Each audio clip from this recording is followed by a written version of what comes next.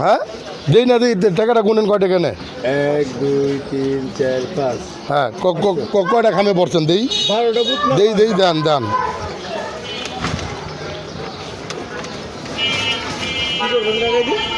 বিসমিল্লাহির রহমানির রহিম। ওখানে যদি আপনি ভোট আমি সুত্রাপুর 44 নং ওয়ার্ড থেকে এই লাইভটা করতেছি। উনি হলেন একজন জামায়াতের নেতা।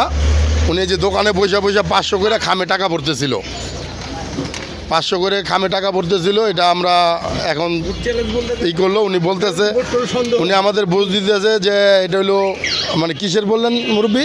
যদি কোনো ভোট সন্দেহ হয় তাহলে ওটা ভোট চ্যালেঞ্জ করা যাবে। 100 টাকা সরকারে জমা দিতে হবে, হ্যাঁ জমা দিয়ে তারপর চ্যালেঞ্জ করা যাবে এটা কি শুধু জামায়াতের জন্য? সবার জন্য, এটা সবার জন্য? সরকারি আইনে আছে। তাহলে 100 টাকা হলে আপনি 500 করে কেন পড়ছেন?